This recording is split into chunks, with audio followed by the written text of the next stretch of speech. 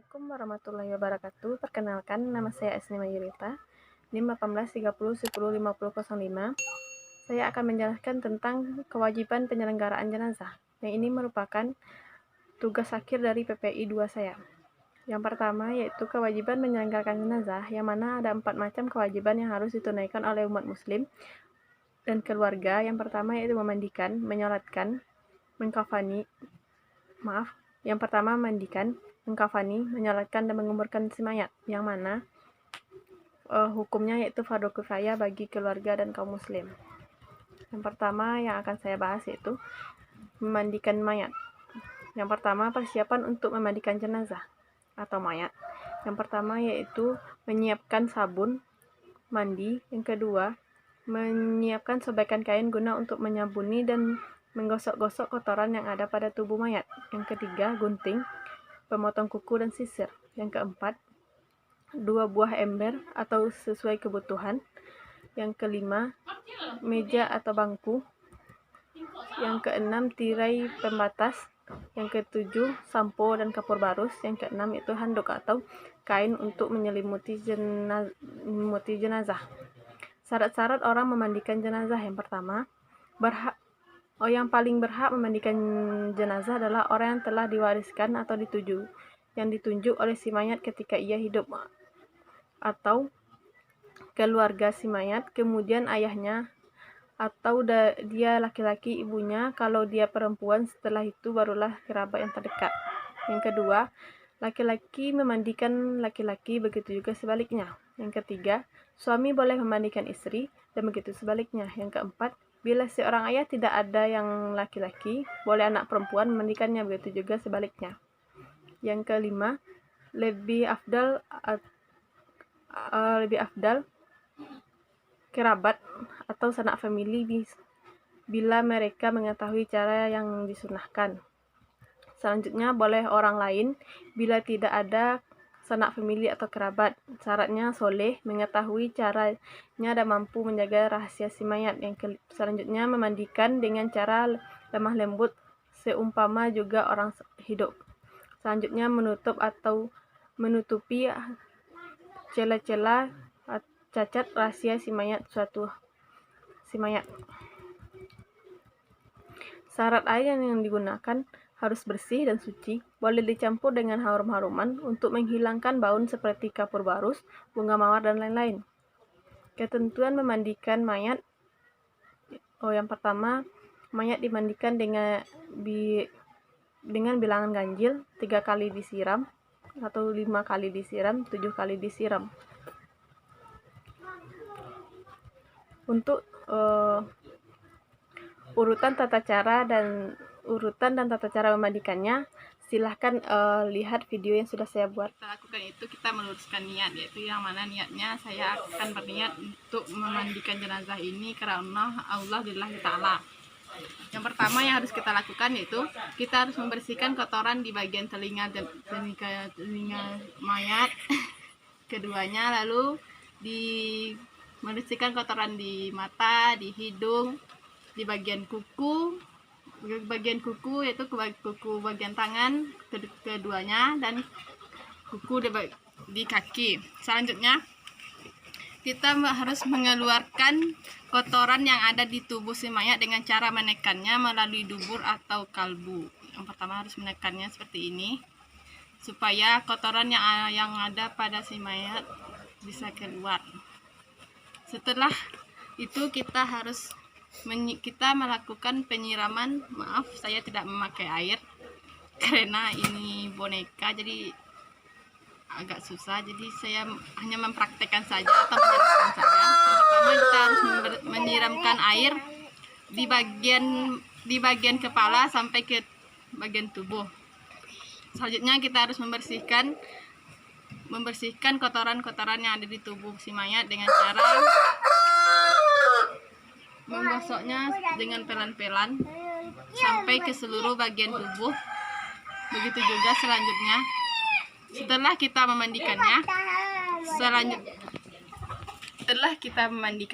lalu selanjutnya kita melakukan kita wudukkan si mayatnya supaya nanti pas sholat dia juga suci. Setelah kita suci, setelah wudukkan, kita mengangkatnya ke tempat yang ke tempat kafan atau dibawa ke rumah.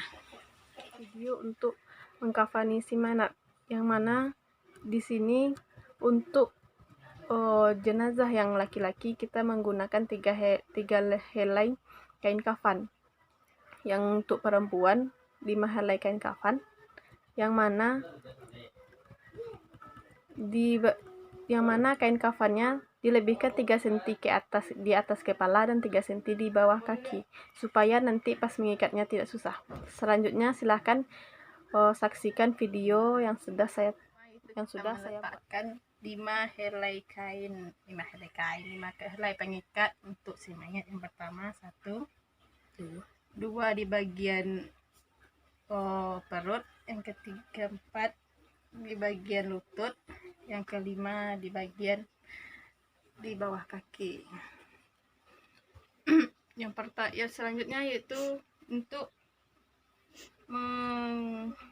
ukuran kain kafan untuk si mayat itu dilebihkan 2 cm dari kepala dan 3 cm dari kaki, supaya nanti untuk mengikatnya kita mudah.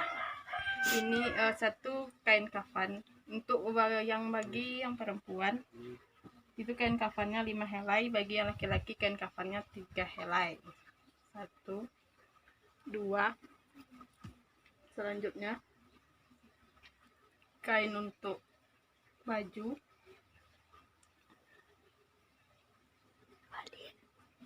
ini untuk baju. Selanjutnya selendang atau kain sarung yang akan digunakan si mayat. Selanjutnya yaitu jilbab atau mukenah yang akan digunakan oleh si mayat.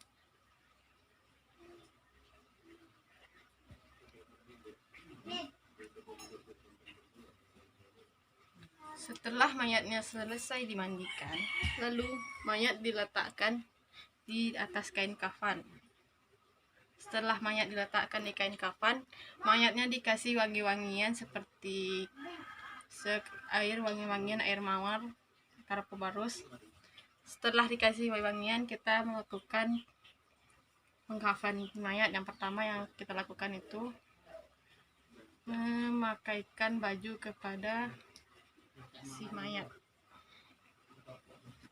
Yang kedua, kita memakaikan kerudung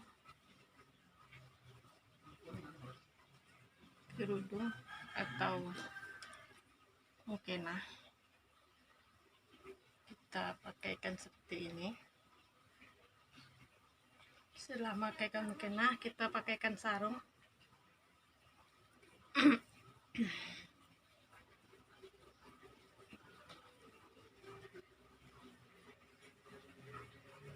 Pakaikan sarung. Setelah pakaikan sarung, kita menggulung kain kafan penutup. Cara menggulungnya, yang pertama kita harus menyatukan ujung antara kain kafan, lalu kita menggulungnya. Kalau yang bagian bawah sebelah kanan, kalau yang bagian atas sebelah kiri, karena supaya nanti tidak mudah lepas. Selanjutnya yaitu pengikatan.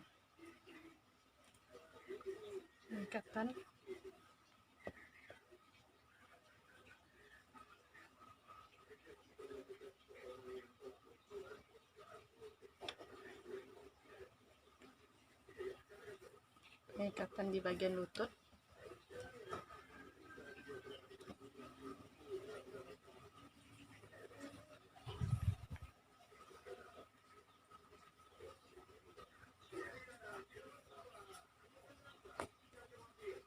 Lalu Penyekatan di bagian leher si mayat, leher atau dada.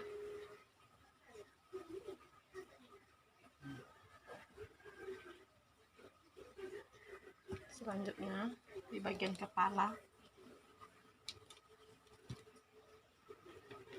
mengikatnya dengan erat supaya nanti kain kafannya pas dibawa ke kubur tidak terlepas.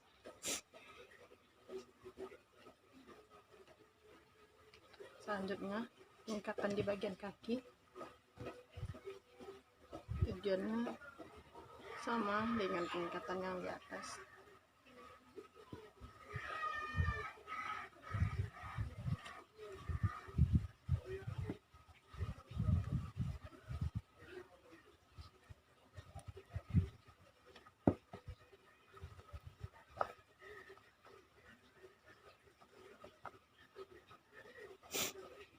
Setelah mayat selesai untuk dikafani, mayat dibawa ke kubur dan dikuburkan secara hanya itu penjelasan dari memandikan dan mengafani jenazah yang saya pahami dan saya praktekkan. Semoga bermanfaat. Saya sudahi dengan wabillahi taufiq wal hidayah. Assalamualaikum warahmatullahi wabarakatuh.